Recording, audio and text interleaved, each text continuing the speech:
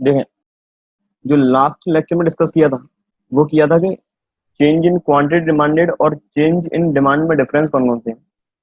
या फिर मैं सिंपल भाषा में बोलूं कि डिमांड चेंज कब होगी, या फिर डिमांड पर सारे डिटर्मिनेंट्स का इम्पैक्ट क्या पड़ेगा जब डिमांड चेंज होगी ओन प्राइस की वजह से। वो हमने कैटेगराइज किया था movement along with the demand curve के अंदर।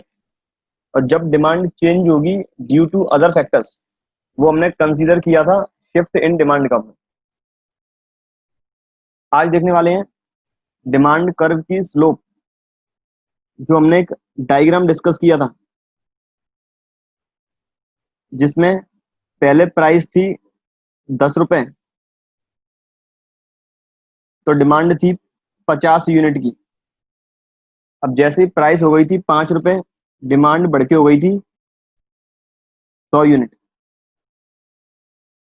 तो डिमांड कर्व के स्लोप का मतलब है रिलेशन है जो भी प्राइस और क्वांटिटी के बीच में।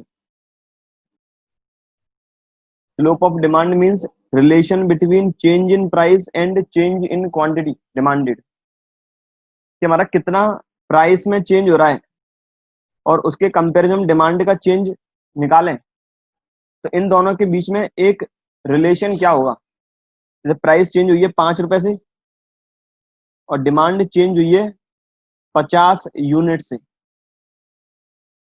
प्राइस चेंज हुई है 5 रुपए से और डिमांड चेंज हुई है 50 यूनिट से। लॉ ऑफ डिमांड के अकॉर्डिंग प्राइस और क्वांटिटी डिमांडेड दोनों में इनवर्स रिलेशन होता है। यदि प्राइस बढ़ती है तो डिमांड गिरेगी, और जब प्राइस गिरेगी तो डिमांड बढ़ेगी। इस इनवर्स रिलेशन की वजह से ही यहां पर इस फॉर्मूले के आगे साइन है माइनस का। इस इनवर्स रिलेशन की वजह से ही यहां पर साइन है माइनस का, क्योंकि प्राइस और डिमांड में इनवर्स रिलेशन है। प्राइस और डिमांड में रिलेशन है इनवर्स। यदि प्राइस गिरेगी तो डिमांड बढ़ेगी, और प्राइस यदि बढ़ती है तो डिमांड गिरेगी। एक इनवर्स रिलेशन है,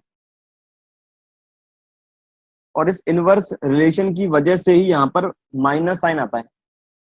क्योंकि मैंने इस वाले डायग्राम की बात करूं, इस वाले डायग्राम में 5 रुपए प्राइस डिक्रीज हो रही है, ये चेंज में कैसे निकालूंगा। चेंज निकालने का फॉर्मूला क्या रहता है, हमेशा चेंज निकालते हैं new value minus old value. हमेशा चेंज इस फॉर्मूले से निकालते हैं, new value minus old value. Change निकालने का फॉर्मूला कि नई वैल्यू में से पुरानी वैल्यू माइनस करेंगे। तो मेरी प्राइस में चेंज कितना हुआ है, न्यू वैल्यू 5 रुपए, पुरानी वैल्यू 10 रुपए, तो कहीं ना कहीं ये माइनस का 5 आएगा। डिमांड में चेंज, नई वैल्यू 100 यूनिट, पुरानी वैल्यू 50 यूनिट, तो डिमांड में चेंज हुआ है 50 यूनिट्स का। और इस फॉर्मूले के आगे रहता है माइनस का साइन, ताकि अपने आप माइनस से माइनस क्रॉस, फिर जो सॉल्यूशन आएगा वो पॉजिटिव वे में आएगा। इस सॉल्यूशन को क्या बोलेंगे वो हम पढ़ते हैं अगले चैप्टर में, नेक्स्ट चैप्टर में, जो क्या आएगा चैप्टर नंबर 6। ये तो केवल डिमांड की स्लोप की एक्सप्लेनेशन थी कि डिमांड की स्लोप क्या होता है। Slope of demand means relation between price and quantity demanded as per the law of demand, which means there is inverse relation between price and quantity demanded. If price rises, demand decreases. If price decreases, demand rises. And a minus sign will be carried before the slope of demand का। Slope के फॉर्मूले से पहले एक minus का sign हमें लिखना पड़ता है, ताकि जो अल्टीमेट मेरा रिजल्ट निकल के आए वो पॉजिटिव वे में आए। और इस पॉजिटिव वे के आंसर को बोलेंगे क्या, वो हम नेक्स्ट चैप्टर में पढ़ते हैं, इलास्टिसिटी ऑफ डिमांड वाले में। तो ये तो था स्लोप। इसके बाद कल मैंने एक बात की थी क्रॉस इलास्टिसिटी की। एक है क्रॉस इलास्टिसिटी और दूसरा है क्रॉस इफेक्ट।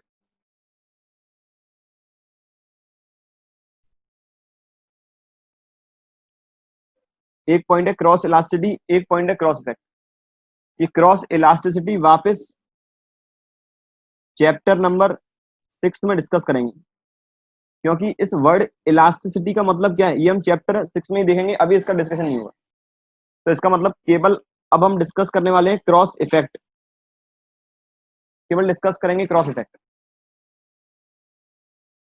क्रॉस इफेक्ट कहता है कि जो लॉ ऑफ डिमांड है जिसके अकॉर्डिंग प्राइस और क्वांटिटी डिमांडेड में, प्राइस और क्वांटिटी डिमांडेड में इनवर्स रिलेशन है, लेकिन जब कभी ये लॉ ऑफ डिमांड फेल हो जाएगा,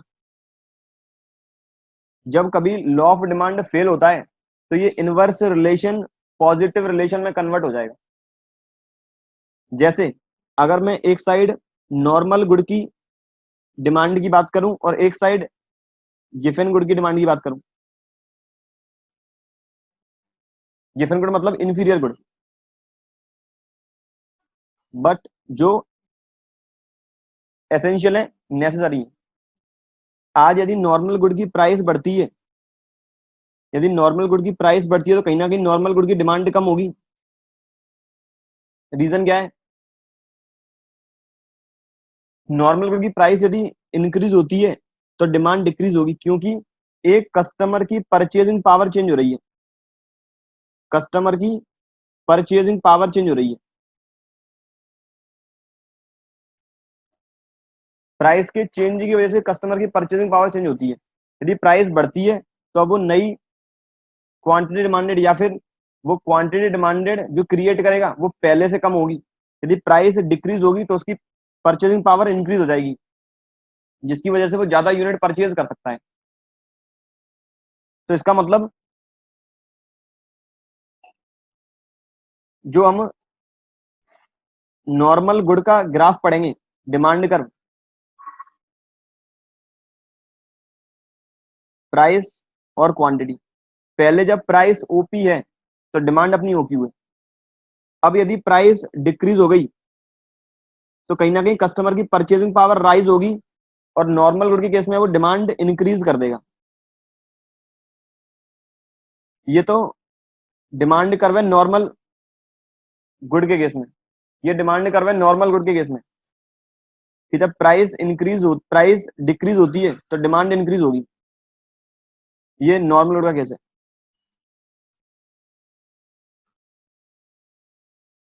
लेकिन जब बात करेंगे गिफन गुड का या फिर इंफीरियर गुड की, गिफन गुड के केस में जब प्राइस ओपी है तो डिमांड है ओक्यू। अब यदि गिफन गुड की प्राइस डिक्रीज होती है, गिफन गुड की प्राइस होती है डिक्रीज, तो कस्टमर कहीं ना कहीं अब अच्छी क्वालिटी के गुड परचेज करना चाहेगा, क्योंकि अब कस्टमर की परचेजिंग पावर राइज हो गई। और यदि परचेजिंग पावर राइज होती है तो मैं चाहता हूं कि मैं अच्छी क्वालिटी के गुड्स परचेज करूं, या फिर मैं कहूं मैं गिफन गुड की कम क्वांटिटी परचेज करूंगा।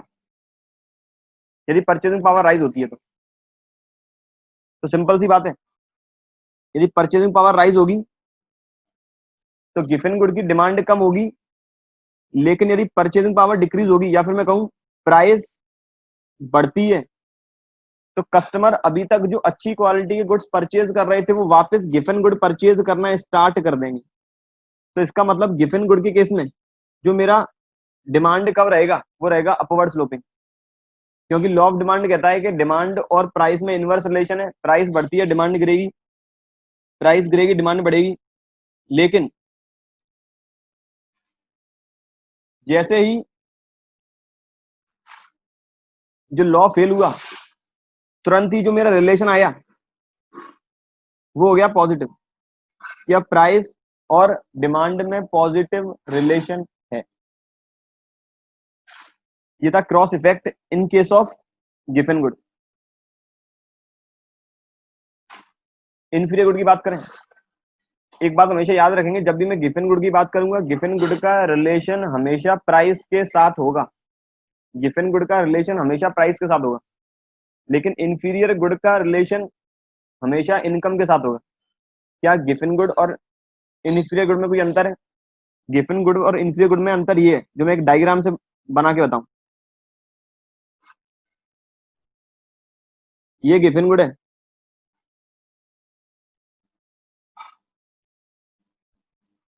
और ये इन्फीरियर गुड है।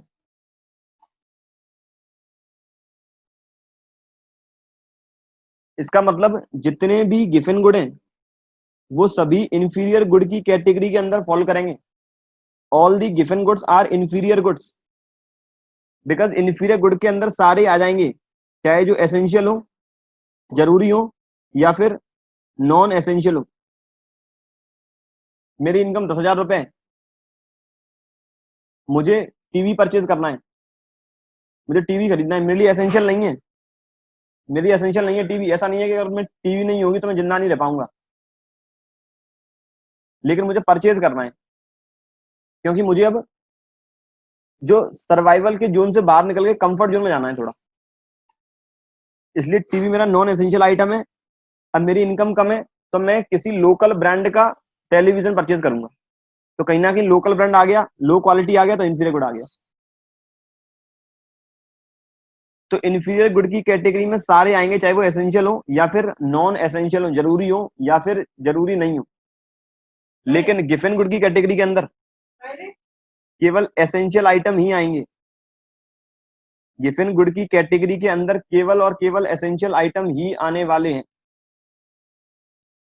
इसके अंदर केवल एसेंशियल आएंगे।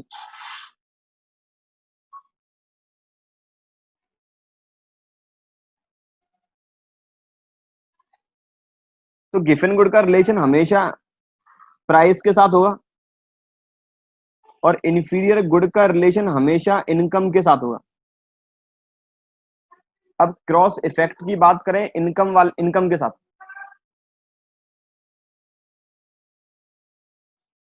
कि इनकम बढ़ती है तो कहीं ना कहीं कस्टमर की डिमांड राइज होती है। यदि आज कस्टमर की इनकम बढ़ती है, अब एक बात याद रखना, मैं एक एक्सेस पे अब लेने वाला हूं क्वांटिटी डिमांडेड या फिर डिमांड, और दूसरे एक्सेस पे लेने वाला हूं इनकम। यहां पर अभी तक मैं लेता था प्राइस, अब लेता हूं इनकम। इनकम और डिमांड के बीच में होता है पॉजिटिव रिलेशन। सीधी बात है, इनकम बढ़ेगी डिमांड बढ़ेगी, क्योंकि कस्टमर की परचेसिंग पावर राइज हो रही है। इनकम और डिमांड के बीच में होता है पॉजिटिव रिलेशन। ये हम वापस कवर करेंगे क्रॉस इलास्टिसिटी के अंदर। इनकम पहले मेरी ओ वाई है और डिमांड ओडी है। अब इनकम इंक्रीज हो गई तो कहीं ना कहीं डिमांड इंक्रीज हो गई, तो ये डिमांड कर्व है नॉर्मल गुड के केस में। नॉर्मल गुड के केस में याद रखेंगे प्राइस सेम वही है, प्राइस इंक्रीज नहीं हुई। ये मेरा रिलेशन है डिमांड और इनकम के बीच में, ये मेरा रिलेशन है डिमांड और इनकम के बीच में। लेकिन यदि मैं इंफीरियर गुड के लिए डिमांड का बनाता हूं, इंफीरियर गुड में रिलेशन ढूंढता हूं प्राइस इनकम और क्वांटिटी डिमांडेड के बीच में, तो यदि आज कस्टमर की इनकम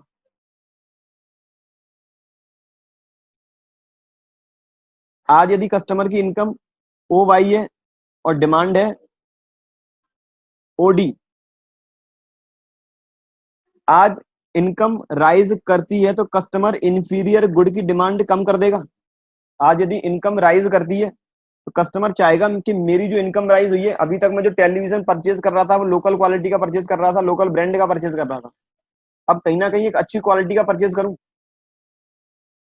कहीं ना कहीं मैं एक बीपीएल कंपनी का टेलीविजन परचेज करूं, अच्छी क्वालिटी का परचेज करूं। अभी तक मैं लोकल ब्रांड यूज कर रहा था।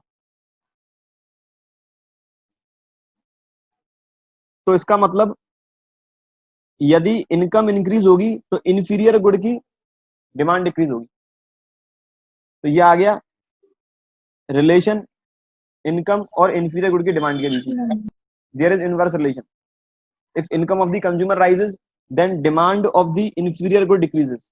If income decreases then demand rise. ये था क्रॉस इफेक्ट।